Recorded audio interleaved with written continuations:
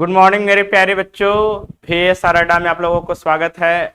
आज हम आप लोगों के लिए लेकर के आए हैं क्लास 10 का बच्चे लोग जो फिजिक्स है, इसमें पार्ट नंबर बच्चे लोग 4, जिसमें हम लोग थर्ड क्लास तक बच्चे लोग हम लोग पढ़ चुके थे। हम लोग पढ़े थे वहां से प्रकाश का परावर्तन क्या है, प्रतिबिंब क्या है, प्रतिबिंब के प्रकार के बारे में पढ़े थे।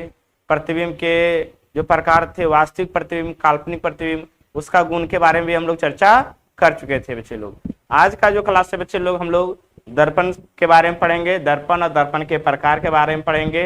और उनके प्रकार है, एक समतल दर्पण, एक गोलीय दर्पण, और गोलीय दर्पण के प्रकार हैं अवतल दर्पण और उत्तल दर्पण।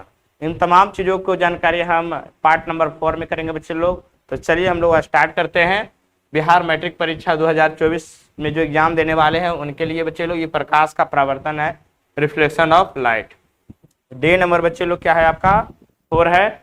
बहुत बच्चे लोग आपको आसान से आसान भाषा में हम आपको अभी फिजिक्स पढ़ाएंगे और बहुत ही मजा आने वाला बच्चे लोग। तो देखिए क्या क्या हम लोग पढ़ेंगे, आगे देखते हैं। सबसे पहले बच्चे लोग हम लोग पढ़ेंगे दर्पण। दर्पण है तो क्या है, इस दर्पण के बारे में बच्चे लोग हम लोग जानेंगे। आप लोगों के पास घरों में एक दर्पण होगा बच्चे लोग, जिससे आप चेहरा आप लोग खुद देखते होंगे। आप लोगों के घरों में एक दर्पण होगी जिससे आप अपना चेहरा देखते होंगे। कहीं ना कहीं अगर वो देखिए, कभी कभी अब आपके हाथ से अगर फिसल जाती है तो कांच की तरह वो टूट जाती है बच्चे लोग, कांच की तरह बिल्कुल टूट जाती है। तो कहने का मतलब बच्चे लोग, दर्पण एक प्रकार की कांच की सतह होती है।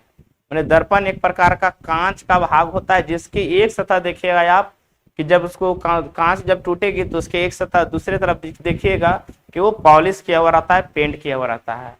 तो दर्पण बच्चे लोग एक प्रकार का कांच का वह भाग है जिसका एक सतह पॉलिश की ही होती है। उसे ही हम लोग क्या बोलते हैं बच्चे लोग, दर्पण बोलते हैं। यानी कि अगर कोई कांच है उसमें पॉलिश नहीं है तो वो केवल कांच हो गया। और कोई कांच के एक सतह में अगर हम पॉलिश कर दे, उससे क्या होता है, जब प्रकाश की किरणें उस पर से पड़ करके गुजरेगी तो प्रकाश की किरणें रिफ्लेक्ट कर जाती है। प्रकाश की किरणें आर पार नहीं हो पाती बच्चे लोग। तो वैसे उसे हम क्या कहते हैं, वह कांच को हम लोग दर्पण कहते हैं। तो दर्पण को एक्चुअली में है तो कुछ नहीं है, बस ये जानना एक कांच का टुकड़ा है, कांच का भाग है, लेकिन उसमें क्या होता है, एक सतह बस पॉलिश किया हुआ रहता है। दर्पण को अच्छा होने के लिए बच्चे लोग यह देखा जाता है कि सबसे अच्छा परावर्तक होना चाहिए, जो लाइट को सबसे ज्यादा रिफ्लेक्ट कर सके, ज्यादा उससे क्या कर सकते, परावर्तित कर सके। इसके लिए सबसे अच्छा जो बच्चे लोग पॉलिश होता है वो चांदी की परत होती है। जब आप बहुत महंगे दर्पण लीजिएगा तो उसमें प्योर चांदी की परत की लेप चढ़ी हुई होती है। एग्जाम में पूछता है कि प्रकाश का सबसे अच्छा परावर्तक कौन सा होता है, तो सबसे अच्छा होता है बच्चा लोग चांदी होता है। और विद्युत का भी सबसे अच्छा परावर्तक कौन होता है, चांदी होता है। तो प्रकाश का अगर भी बोले कि सबसे अच्छा परावर्तक क्या होता है, चांदी, तो उसमें बच्चे लोग पीछे जो हम लोग रजित करते हैं तो कहीं ना कहीं उसमें चांदी का कुछ मात्रा हम लोग मिला देते हैं, बाकी और मात्राएं भी उसमें रहती है। कुछ अल्कोहल की मात्रा रहती है, जिससे कुछ सिल्वर ब्रोमाइड की मात्रा रहती है, कहीं कहीं सिल्वर नाइट्रेट की भी मात्रा रहती है, तो कहीं ना कहीं उसमें सिल्वर जरूर रहती है। आई होप बिल्कुल आप चीजों को समझ गए होंगे। तो चलिए सबसे पहले हम लोग जानेंगे कि दर्पण क्या है, इसकी परिभाषा के बारे में बच्चे लोग। तो दर्पण की अगर परिभाषा देखा जाए बच्चे लोग तो लिखेंगे,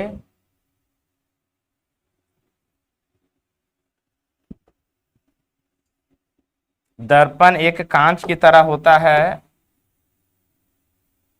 इसकी अगर परिभाषा देखा जाए, ये नहीं चलेगा, क्या चलेगा देखते हैं। इसमें चलने वाला है ये,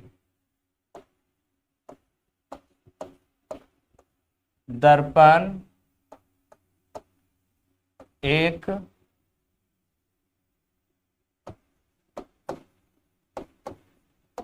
प्रकार का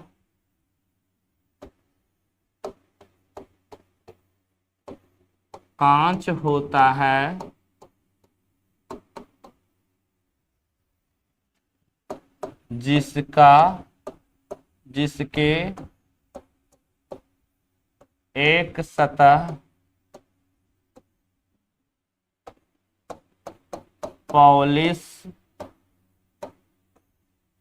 जिसके एक सतह पॉलिश की होती है, जिसके एक सतह पॉलिश की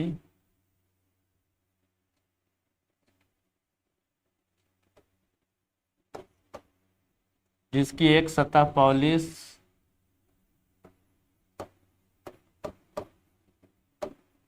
की जाती है। तो दर्पण एक प्रकार का कांच होता है बच्चे लोग, जिसके एक सतह पॉलिश की जाती है। जिसकी एक सतह क्या होती है? पॉलिश की जाती है। उसे ही क्या बच्चे हम लोग बोलते हैं? दर्पण बोलते हैं। आई होप बिल्कुल आप चीजों को समझ गए होंगे। दर्पण है तो कुछ नहीं है, दर्पण एक कांच की भाग है जिसकी एक सतह पॉलिश की जाती है। पॉलिश की जाती है। इस चीजों को आप लोग समझ जाइए बच्चे लोग। उसके बाद अगर आगे देखा जाए, चलिए अगर देखा जाए बच्चे लोग,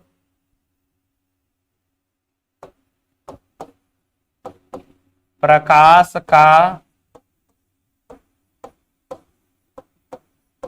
सबसे अच्छा परावर्तक, सबसे अच्छा परावर्तक चांदी होता है। प्रकाश का सबसे अच्छा परावर्तक क्या होता है बच्चा लोग? चांदी होता है। इसीलिए बच्चे लोग दर्पण को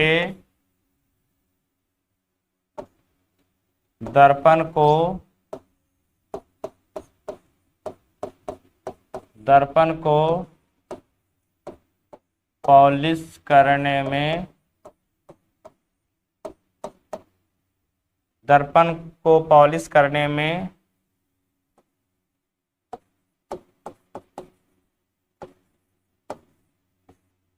चांदी का उपयोग किया जाता है। चांदी के लेप का उपयोग किया जाता है बच्चे लोग। चांदी के लेप का उपयोग किया जाता है। जैसे AgBr silver bromide, AgNO3 silver nitrate. तो इन सभी चीजों का लेप से बच्चे लोग हम लोग क्या करते हैं? दर्पण को क्या करते हैं? हम लोग पॉलिश करते हैं। तो कहीं ना कहीं उसमें सिल्वर जरूर होता है बच्चे लोग। सिल्वर ब्रोमाइड, सिल्वर नाइट्रेट, ये सबको क्या करते हैं हम लोग? अल्कोहल से मिला करके हम लोग क्या करते हैं? दर्पण को पॉलिश करते हैं। आई हो बिल्कुल आप चीजों को समझ गए होंगे। दर्पण को होने के लिए बच्चे लोग सबसे अच्छा प्रकाश का परावर्तक होना चाहिए, यानी प्रकाश जाने के बाद वहां से लौट जाना चाहिए। जिसमें किसका उपयोग करते हैं? चांदी की परत का। उसके रूप में किसमें रहता है? Silver bromide, silver nitrate. आई हो बिल्कुल आप चीजों को समझ गए होंगे कि दर्पण कुछ नहीं है, कांच का भाग है, कांच की तरह होता है, जिसकी एक सतह पॉलिश की जाती है। एक सतह पॉलिश या रजिजित या पेंट, कुछ भी आप बोल सकते हैं बच्चे लोग। आई हो बिल्कुल आप दर्पण के बारे में बिल्कुल ही समझ गए होंगे। चलिए आगे बच्चे लोग हम लोग जानेंगे दर्पण के प्रकार के बारे में। तो दर्पण के कितने प्रकार होते हैं बच्चे लोग? 2 प्रकार होते हैं। एक होते हैं समतल दर्पण और दूसरा होते हैं बच्चे लोग गोलीय दर्पण होते हैं। एक होते हैं समतल दर्पण प्लेन मिरर और एक होते हैं गोलीय दर्पण स्फेरिकल मिरर। बच्चे लोग जैसे दर्पण अगर देखा जाए तो दो तरह से हो सकते हैं। चाहे तो दर्पण बिल्कुल प्लेन हो सकते हैं, चाहे तो दर्पण बिल्कुल प्लेन हो सकते हैं। तो ऐसे देखिए, ये जो ऐसे कर रहे हैं बच्चे लोग, यही हम पेंट कर रहे हैं। चाहे तो दर्पण समतल हो सकते हैं, चाहे तो बच्चे लोग दर्पण गोल हो सकते हैं। कैसे हो सकते हैं? गोल हो सकते हैं। जैसे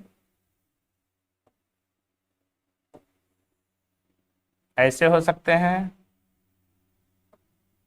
चाहे ऐसे हो सकते हैं।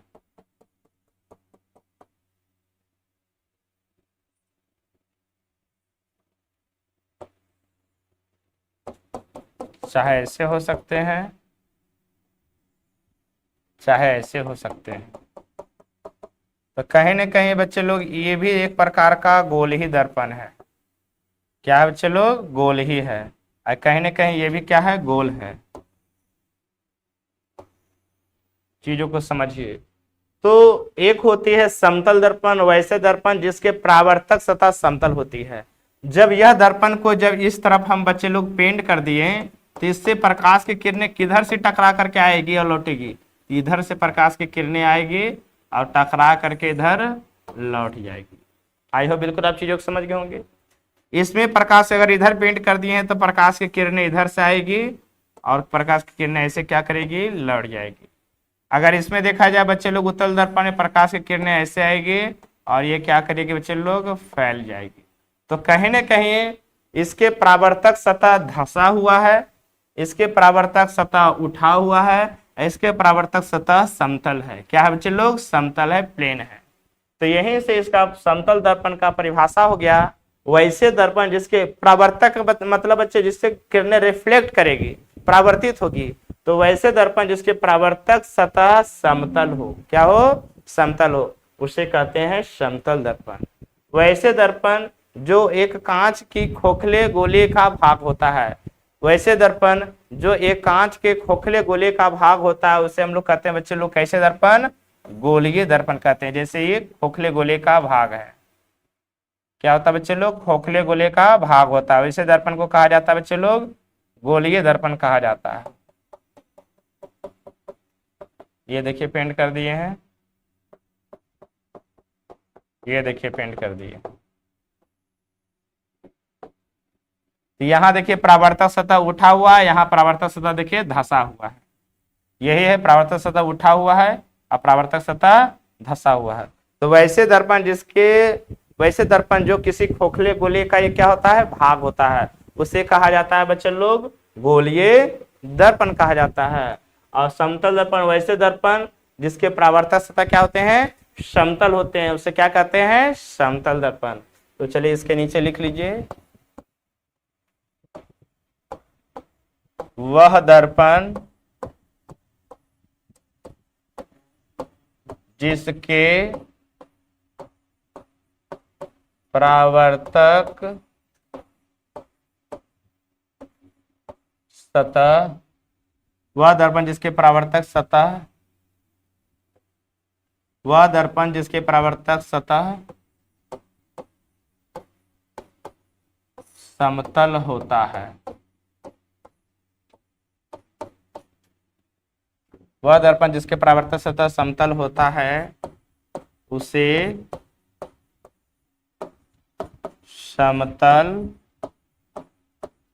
दर्पण कहते हैं, उसे समतल दर्पण कहते हैं। जैसे बच्चे लोग ऊपर है आपका क्या है, समतल दर्पण है। ये क्या है बच्चा लोग, आपका जो दर्पण है वो कैसा दर्पण है, ये तो ये है बच्चा लोग आपका समतल दर्पण, समतल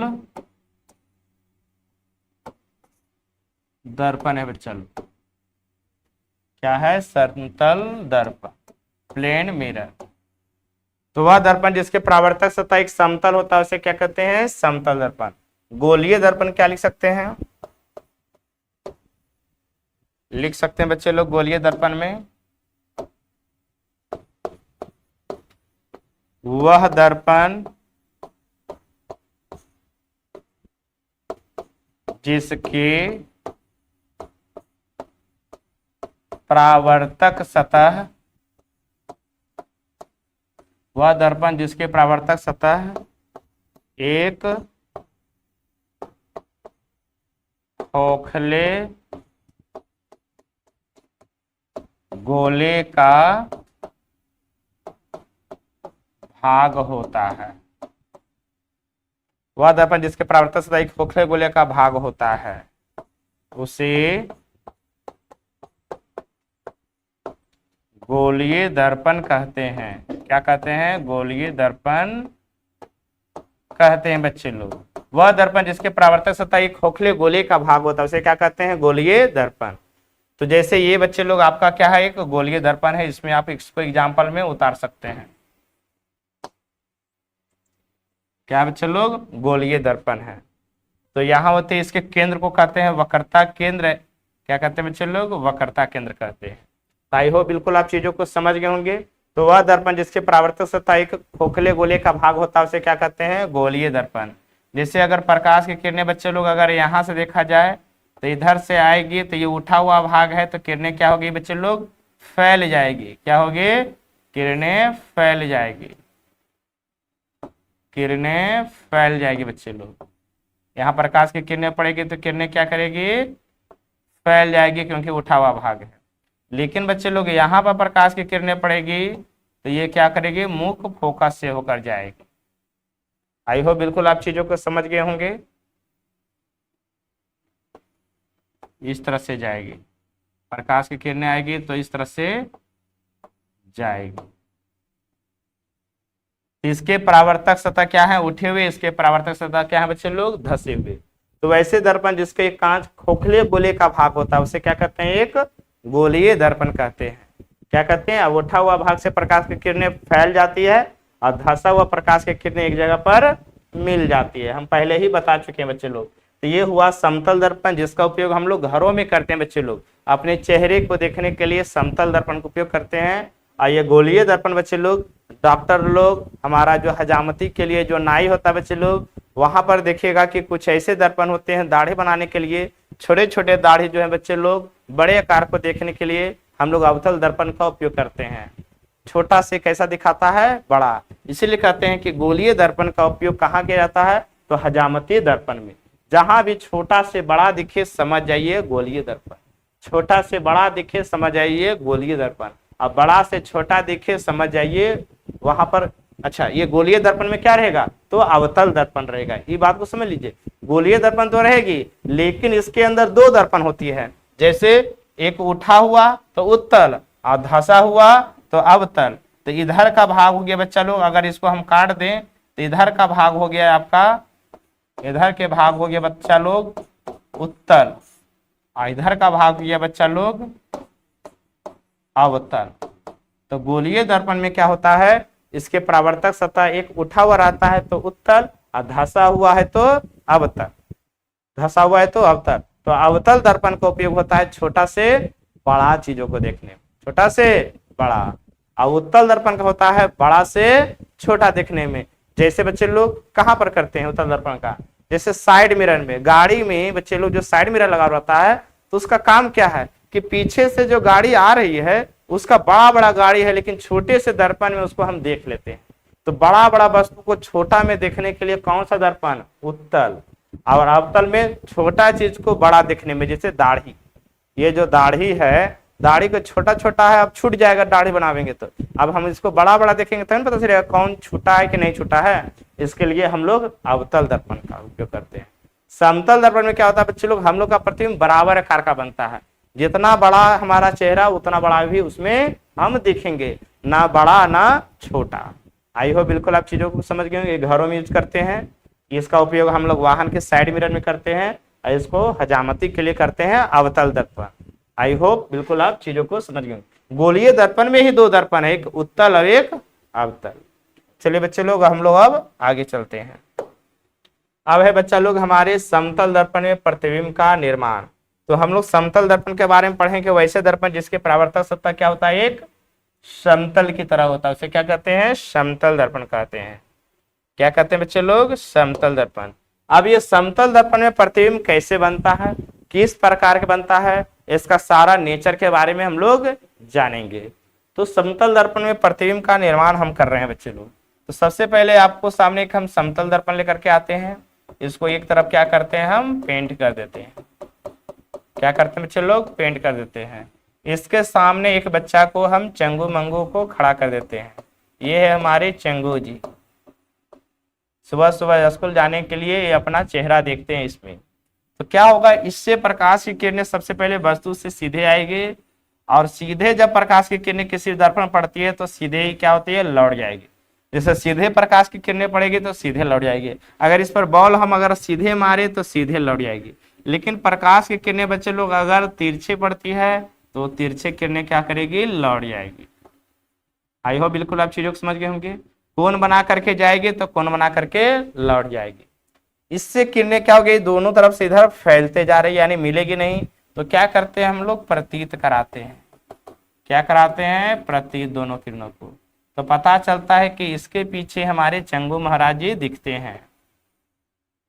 इसके पीछे हमारे चंगू महाराज क्या करते हैं? दिखते हैं।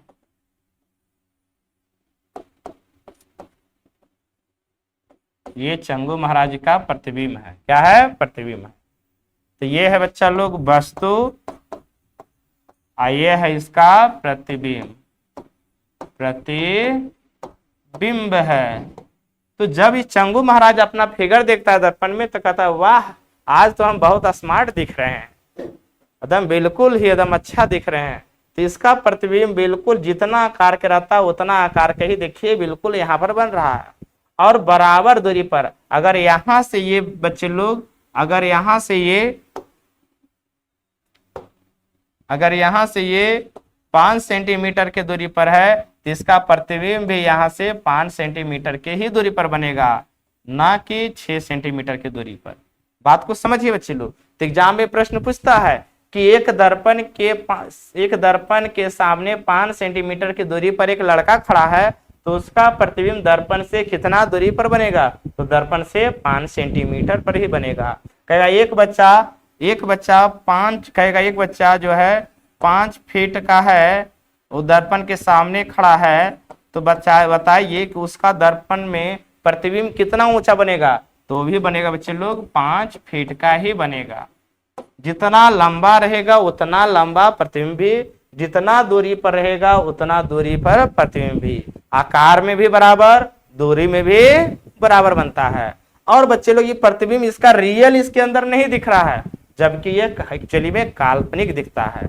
तो जब भी प्रतिबिंब दर्पण के पीछे दिखे और या किरणें मिलती हुई प्रतीत होकर के बने प्रतिबिंब, तो वैसे प्रतिबिंब को हम बताए थे बच्चे लोग काल्पनिक होता है।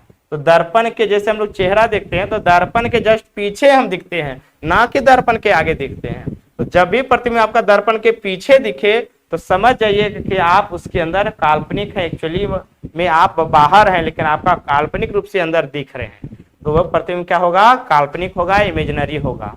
आई होप बिल्कुल आप चीजों को समझ गए होंगे। तो समतल दर्पण में प्रतिबिंब का निर्माण। अगर दूसरा देखा जाए बच्चे लोग समतल दर्पण में प्रतिबिंब का निर्माण, तो इसको भी देखिए हम लोग देखने का प्रयास करते हैं। मान लीजिए कि एक वस्तु यहाँ पर रखा हुआ है, इस वस्तु को इस दर्पण में हम देखेंगे तो देखिए बच्चा लोग, अगर प्रकाश की किरणें ऐसे आई है, ये वस्तु है इतना बड़ा, तो प्रकाश की किरणें ऐसे आई है तो बराबर कोण हम जानते हैं परावर्तन के नियम का पालन करेगी। आपतन कोण परावर्तन कोण के बराबर होते हैं। अगर प्रकाश के अगला किरणें बच्चे लोग, अगर अगला किरण प्रकाश की यहां से यहां पर आई है तो इतना ही बड़ा कोण बनाते हुए ये क्या करेगी बच्चे लोग? मुड़ जाएगी। इतना ही कोण बनाते हुए क्या करेगी बच्चे लोग? मुड़ जाएगी। जब ये किरणों को, ये भी आपतन कोण परावर्तन कोण के क्या होंगे? बराबर होंगे। आपतन कोण परावर्तन कोण के बराबर होंगे बच्चे लोग। चलिए चीजों को समझते जाइए बच्चे लोग। अब क्या करेगी? ये किरणें तो मिलेगी नहीं, तो इसे हम क्या कराएंगे? प्रतीत कराएंगे। क्या कराएंगे बच्चे लोग? प्रतीत कराएंगे। तो प्रतीत कराने से क्या होगी? इसका प्रतिबिंब बनेगी। अच्छा ये नहीं दिख रही है, ये किरणें को क्या कराएंगे? प्रतीत कराएंगे। तो ये किरणें क्या होगी? प्रतीत होगी।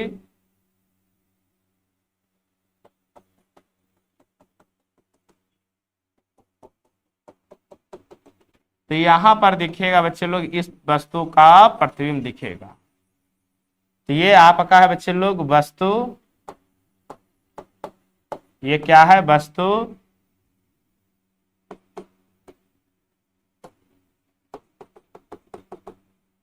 ये है बच्चा लोग इसका प्रतिबिंब है। क्या है? प्रतिबिंब है बच्चा लोग, इमेज है। तो देख रहे हैं कितना बन रही है? बराबर दूरी पर, जितना दूरी पर यहां से दर्पण से है उतना ही दूरी पर इधर बन रहा, बराबर आकार का बन रहा। तो इस तरह से बच्चे लोग आपका समतल दर्पण में प्रतिबिंब का निर्माण हुआ। तो इसका कहेगा कैसा प्रतिबिंब बना बच्चे लोग? तो सबसे पहले अगर देखा जाए पहला पॉइंट, तो सबसे पहले प्रतिबिंब बन रहा है दर्पण के जस्ट पीछे। तो दर्पण के जस्ट पीछे बनने वाला या प्रतिबिंब जो किरणें को मिलाकर प्रतीत की जा रही है, किरणें मिल नहीं रही है, मिलती है तो वास्तविक, और प्रतीत होती है तो काल्पनिक। तो बोलेंगे सबसे पहला जो प्रतिबिंब बन रहा है बच्चे लोग, काल्पनिक प्रतिबिंब है। कैसा है? काल्पनिक प्रतिबिंब है। कैसा है? काल्पनिक प्रतिबिंब, यानी बोल सकते हैं आभासी भी। काल्पनिक को क्या बोल सकते हैं? आभासी। दूसरा नंबर बच्चे लोग देखिए, हम सर ऊपर रख रहे हैं तो हमारा सर प्रतिबिंब में भी ऊपर दिख रहा है, यानी काल्पनिक हमेशा क्या होता है बच्चे लोग? सीधा होता है, यानी प्रतिबिंब क्या बन रहा है? सीधा बन रहा है। अगर तीसरी बात किया जाए बच्चे लोग, तो हम ऊपर है, प्रतिबिंब के ऊपर, अब बराबर दूरी पर 5 सेंटीमीटर पर है तो 5 सेंटीमीटर पर ही प्रतिबिंब बन रहा है, तो बराबर दूरी पर, बराबर दूरी एवं बराबर आकार का भी बच्चे लोग, बराबर आकार, बराबर दूरी पर भी या बराबर आकार का भी, यानी प्रतिबिंब काल्पनिक है, सीधा है, बराबर दूरी पर और बराबर आकार का भी। आई हो बिल्कुल आप चीजों को समझ रहे होंगे। और चौथा बात है बच्चे लोग, इसमें एक और स्पेशल होता है कि इसमें दायां पक्ष बायां दिखता है और बायां पक्ष दायां दिखता है। जब हम दायां से खाइएगा तो दर्पण में देखिएगा, समतल दर्पण में, तो लगेगा कि हम बायां से खा रहे हैं। बाल झाड़िएगा आप, लगेगा कि दाएं हाथ से झाड़ रहे हैं, इधर इधर तो लगेगा आपको इधर से झाड़ रहे हैं बाल को। तो बिल्कुल ही दायां चीज बायां, बायां चीज जब दायां दिखे तो ऐसे प्रतिलोम को कहा जाता है पार्श्व प्रतिलोम। तो कैसा बनता है बच्चे लोग? पार्श्व प्रतिलोम, यानी इसमें क्या दिखता है? लेफ्ट वाला चीज राइट और राइट वाला चीज लेफ्ट दिखता है। एवं पार्श्व प्रतिलोम, इसका मतलब लेफ्ट वाला चीज राइट और राइट वाला चीज लेफ्ट दिखता है। आई होप समझ गए होंगे। तो समतल दर्पण में प्रतिबिंब का निर्माण कैसा होता है? काल्पनिक प्रतिबिंब होता है, सीधा होता है, बराबर दूरी एवं बराबर आकार का होता है।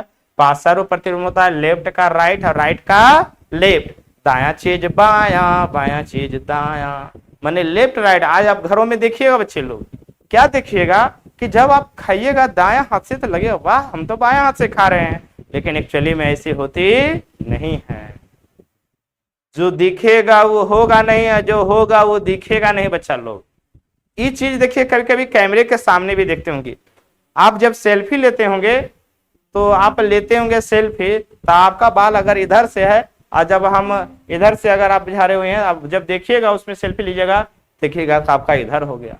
तो वहां भी यही चीज होता है, लेफ्ट वाला चीज राइट और राइट वाला चीज लेफ्ट हो जाता है।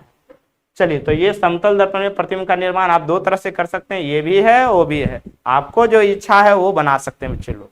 चलिए अब हम लोग आगे बढ़ते हैं। अब है बच्चे लोग, इससे पढ़े थे पहले हम लोग दर्पण के प्रकार, दर्पण पढ़ लिए हम लोग। चलिए दर्पण पढ़ लिए, दर्पण के प्रकार पढ़ लिए, समतल दर्पण में प्रतिबिंब का निर्माण पढ़ लिए। अब समतल दर्पण में बनने वाला प्रतिबिंब का गुण जानते हैं कि क्या क्या बनता है। तो गुण तो भी अभी कुछ कुछ जान लिए थे हम लोग, लेकिन और बहुत सारा गुण बच्चे लोग स्पेशल है। क्या क्या गुण स्पेशल है, चलिए इसको जानते हैं। सबसे पहले आप लोग जानते हैं कि समतल दर्पण में जो प्रतिबिंब बना था वो कैसा बना था? तो काल्पनिक। और कैसा बना था? सीधा। और कैसा बना था? बराबर आकार का। और कैसा बना था? बराबर दूरी पर। और कैसा बना था? पार्श्व प्रतिलोम बना था। तो वही चीजों को यहाँ पर लिखना था बच्चे लोग, 5 पॉइंट। लेकिन उसके अलावा भी बच्चे लोग समतल दर्पण में प्रतिबिंब का गुण के बारे में कुछ स्पेशल भी हम लोग जानेंगे बच्चे लोग। क्या क्या जानेंगे अब देखिएगा यहाँ पे। चलिए, तो यहाँ पर सबसे पहले हम जानेंगे पहला गुण। अगर देखा जाए बच्चे लोग, बहुत सारा गुण है। पहला गुण आप तो उसमें भी लिखा दिए थे, कैसा बनता है बच्चे लोग? काल्पनिक प्रतिबिंब बनता है, जिसको हम लोग बोलते हैं आभासी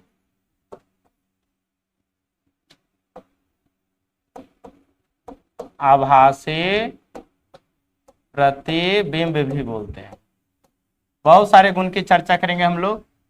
और दूसरा बच्चे लोग, सीधा बनता है, वस्तु के सीधा लिख सकते हैं, वस्तु के सीधा प्रतिबिंब बनता है। तीसरा अगर बात किया जाए बच्चा लोग, तो ये बराबर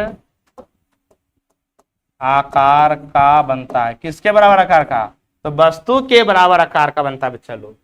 चौथा अगर देखा जाए तो बराबर दूरी पर बनता है। बराबर दूरी पर बनता है, यानी वस्तु के बराबर दूरी पर बनता प्रतिबिंब। दर्पण से जितना दूरी पर वस्तु है उतना दूरी पर ही प्रतिबिंब बनता है। पांचवा अगर देखा जाए बच्चे लोग, तो पार्श्व प्रतिलोम बनता है, यानी लेफ्ट वाला चीज राइट और राइट वाला चीज लेफ्ट दिखता है। छठा देखा जाए बच्चे लोग, तो इसमें और क्या क्या स्पेशल गुण है?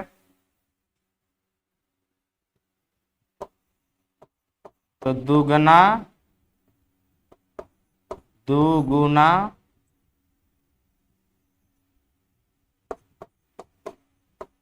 दो गुना वेग प्रतीत होता है। यानी दर्पण के सामने जब आप 10 मीटर पर सेकंड से दौड़िएगा तो आपको जो प्रतिबिंब दिखेगा 20 मीटर पर सेकंड के वेग से दिखेगा, यानी 2 गुना वेग से प्रतीत होता है। यानी समतल दर्पण का गुण है कि आपका प्रतिबिंब जो का वेग जो होगा 2 गुना प्रतीत होगा। अगर 10 से दौड़ रहे हैं तो 20 और 20 से दौड़ रहे हैं तो 40 मीटर पर सेकंड से आपको दिखेगा। चलिए, जैसे भी से दौड़ रहे हैं तो 2 भी दौड़ प्रतीत होगा। कभी कभी क्या होता है बच्चे लोग, ये जैसे समतल दर्पण है, समतल दर्पण के सामने यदि हम धीरे धीरे ऐसे आराम से डांस कर रहे हैं तो उसमें आपको फास्ट फास्ट फास्ट ऐसे दिखेगा। और समतल दर्पण के सामने आप धीरे धीरे ऐसे से दौड़ रहे हैं तो समतल दर्पण मान लीजिए कि 10 मीटर पर सेकंड से दौड़ रहे हैं ऐसे ऐसे, तो उसमें आपको 20 मीटर पर सेकंड से दौड़ेगा। इसीलिए जिम क्लास में बच्चे लोग समतल दर्पण का उपयोग किया जाता है जिम में, क्योंकि आप जब धीरे धीरे दौड़िएगा तो आपको दर्पण में दिखेगा दुगना से दौड़ रहे हैं, आपके अंदर लगे वाह क्या बात है, हम तो बहुत तेज दौड़ रहे हैं। और आपके अंदर एनर्जी आ जाएगा, और तेज से दौड़िएगा तो उसमें और तेज दिखेगा तो और तेज लगेगा। इसी तरह से आपके अंदर मोटिवेट होते रहते हैं। और उसी तरह से डांस क्लास में बच्चे लोग, नृत्य क्लास में भी समतल दर्पण का उपयोग होता है। वहां पर लड़कियां लोग लड़के लोग डांस करते हैं तो हाथ करेंगे ऐसे धीरे से ऐसे, तो उसमें दिखेगा ऐसे। आप धीरे करिए ऐसे ऐसे करिएगा हाथ, तो उसमें दिखेगा ऐसे ऐसे ऐसे ऐसे, इस तरह से लगेगा वाह क्या हम डांस कर रहे हैं, तो मजे की बात है। इसीलिए बच्चे लोग आप लोग को वहां फंसाया जाता है। आप उतना तेज नहीं दौड़ते हैं, उतना तेज डांस नहीं करते हैं, बस आपको मोटिवेट करने के लिए उस समतल दर्पण का उपयोग किया जाता है, ताकि लगे कि नहीं हम भी कुछ डांस कर रहे हैं, हम भी किसी से कम नहीं हैं। और जो दौड़ता है तो लगता है हम भी खली हैं, हम भी लगता है रेसर हैं। इसी तरह से वहां दुगना वेग से क्या होता है बच्चे लोग, प्रतीत होता है। छठा हो गया गुण। सातवां देखा जाए बच्चे लोग, तो 2 गुना कोण से झुकता है। 2 गुना कोण से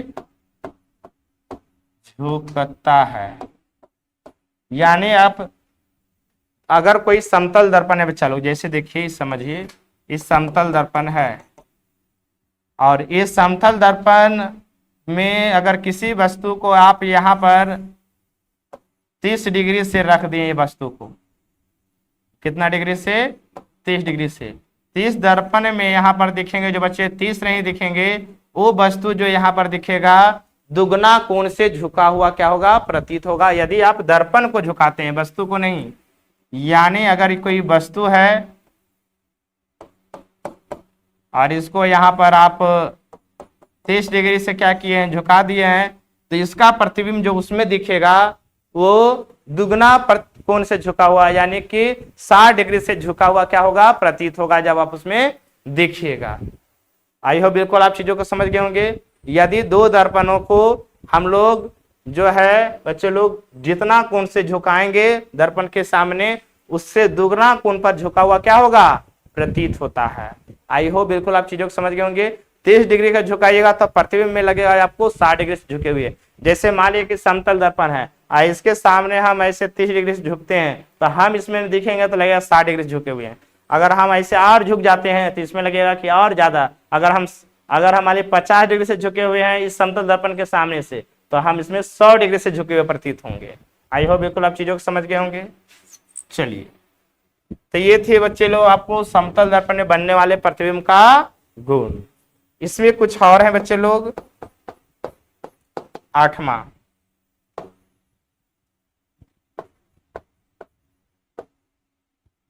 समतल दर्पण का फोकस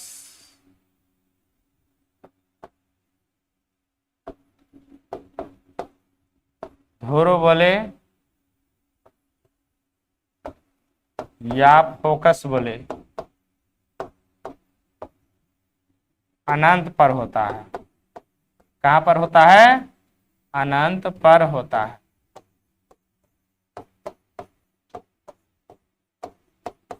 जैसे बच्चे लोग समझो, समतल दर्पण जैसे अगर मान ले कि ये कोई ये गोल है, और इस गोल के भाग में अगर हम इतना सा मिटा दें, समझ जाइए, अगर हम इसको इतना हम मिटा दें तो अब आपको कैसा प्रतीत हो रहा है? बिल्कुल ये सीधा लाइन, यानी इतना सीधा लाइन होने के लिए इतना बड़ा गोल चाहिए। तो अब बाकी बच्चे लोग समझिए आप लोग कि इतना बड़ा, इतना सीधा होने के लिए, इतना छोटा सीधा होने के लिए इतना बड़ा गोल चाहिए। तो इतना बड़ा सीधा होने के लिए कितना बड़ा गोल चाहिए? तो बहुत बड़ा गोल चाहिए। तो इसका जो बच्चे लोग हम लोग का वक्रता केंद्र लेंगे वो बहुत बड़ा होगा, और कहां पर होगा ये कोई पता नहीं है। इसी जैसे इसका वक्रता केंद्र इतना बड़ा दर्पण को, समतल दर्पण का इतना छोटा सा समतल दर्पण का यहाँ पर वक्रता केंद्र हुआ, तो जब इतना बड़ा रहेगा तो बहुत बड़ा होगा गोल। तो इसका कहां पर वक्रता केंद्र, यानी इसका जो ध्रुव नहीं बच्चे लोग, इसको बोल सकते हैं ये वक्रता केंद्र, वक्रता केंद्र एवं फोकस, यानी मुख्य फोकस बोल सकते हैं, मुख्य फोकस कहां पर होती है? अनंत पर होती है। कहां पर होती है? अनंत पर। क्योंकि ये समतल दर्पण में बच्चों लोग, ये समतल है, ये भी कहने कहीं एक गोले का ही भाग होगा, लेकिन कितना बड़ा? बहुत बड़ा गोला होगा इसका। इसलिए उसको कहां पर वक्रता केंद्र होगा? तो अनंत पर। इसका फोकस भी कहां होगा? तो अनंत पर। क्योंकि मान लीजिए जैसे बच्चे लोग इतना बड़ा गोल है तो वक्रता केंद्र यहाँ हुआ, इसका फोकस इसके बीच होता है, ये हम लोग जानते हैं। तो जब बहुत बड़ा होगा, तो जब वक्रता केंद्र अनंत पर है तो फोकस भी क्या होगा? अनंत पर होगा। आई हो बिल्कुल आप चीजों को समझ गए होंगे। चलिए, एक और होता है बच्चे लोग, दर्पण की क्षमता बराबर P बराबर होता है 1/f। P बराबर 1/f। एफ कहाँ है बच्चे लोग? अनंत पर है। एफ क्या है? अनंत पर है। तो इसका क्षमता क्या होगा बताइए? आप लोग एक बार बताइए तो, समतल दर्पण की क्षमता क्या हो सकती है? एक बार आप लोग बताइए, फर्स्ट में कमेंट करिए, समतल दर्पण की क्षमता क्या हो सकती है? तो बच्चे लोग यहाँ पर एक जानकारी हो गया, 9वां नंबर पॉइंट। चलिए उधर ही लिख देते हैं। 9वां नंबर पॉइंट, समतल दर्पण की क्षमता, जिसको P सूचित करते हैं, वो क्या होती है? शून्य होती है। समतल दर्पण की क्षमता क्या होती है? शून्य। क्योंकि बच्चे लोग P बराबर होता है 1/f। यहाँ 1/, फोकस कहाँ होता है? अनंत पर। अनंत में 1 से गुना करेंगे क्या हो जाएगा? 0 होगा। आई हो बिल्कुल आप चीजों को समझ गए होंगे। चलिए, एक और होता है बच्चे लोग, लास्ट पॉइंट 10वां, जो कि आगे भी दिया हुआ है। दो समतल दर्पण के बीच प्रतिबिंब की संख्या, दो समतल दर्पण के बीच, दो समतल दर्पण के बीच रखे वस्तु की प्रतिबिंब की संख्या। तो इसके लिए फार्मूला होता है बच्चा लोग, संख्या n निकालना है तो 300 थीटा बटे 360 होता है। एक और निकालते हैं n बराबर थीटा, अच्छा 360 बटे थीटा होगा, 360 बटे थीटा। यहाँ भी होता है n बराबर 360 बटे थीटा। और एक में क्या करते हैं बच्चे लोग, हम 1 घटा देते हैं। एक में 1 क्या करते हैं हम लोग, घटा देते हैं। यदि सम होती है तो 1 क्या करते हैं, घटा देते हैं। यदि यह आ जाए बच्चे लोग सम तो 1 क्या करेंगे, घटा देंगे। और अगर विषम आएगी बच्चा लोग तो वही रहने देंगे। आई हो बिल्कुल आप चीजों को समझ गए होंगे। जैसे मान लिया जाए कि किसी भी दर्पण को, दो दर्पण के बीच जो एंगल है, जैसे समझिए ये दर्पण के बीच का जो एंगल है बच्चा लोग वो 30 डिग्री है। और इसके बीच अगर कोई वस्तु को हम रखते हैं तो कितने इसमें वस्तु का प्रतिबिंब दिखेगा, तो 30 रखिएगा बच्चे लोग। तो यहाँ काटिएगा 360 में 30 से, तो 0 से 0 3 से काटिएगा बच्चे लोग। तो यहाँ समझिए 360 में आप क्या काटिए, 30 से काटिए, तो 0 से 0 3 एकम 3 तो 12 हो गया। 12 तो 12 क्या बच्चे लोग, सम। तो सम है तो एक घटा देंगे, तो 12 में से बच्चे लोग एक घटा देंगे तो हो जाएगा 11। तो कितना प्रतिबिंब बनेगा इसके बच्चे लोग, इसके बीच में 11 प्रतिबिंब बनेगा। आई हो बिल्कुल आप चीजों को समझ गए होंगे। चलिए, और ये भी कहता है दो समतल दर्पण एकदम सीधा रहे। तो जब सीधा रहता है एकदम दोनों समांतर रहता है तो दोनों के बीच का एंगल होता है बच्चे लोग 0 डिग्री। कितना होता है, 0 डिग्री। और 360 में अगर 0 से करेंगे तो अनंत हो जाता है। 360 में अगर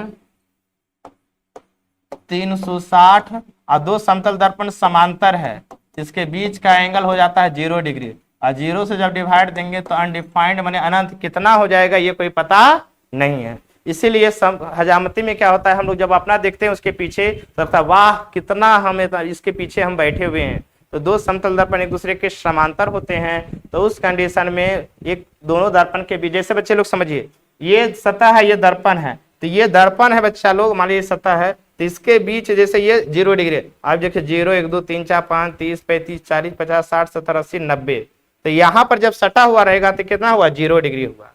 आई हो बिल्कुल आप चीजों को समझ गए होंगे। तो आज तक कितना है बच्चे लोग, अब हम आगे बढ़ेंगे। अगले दिन हम देखेंगे पार्ट नंबर हम लोग 5 में बात करेंगे आगे की चीजों को। तो तब तक यहाँ ही अब बच्चे लोग हम विदा करते हैं। Thank you watching this video. धन्यवाद।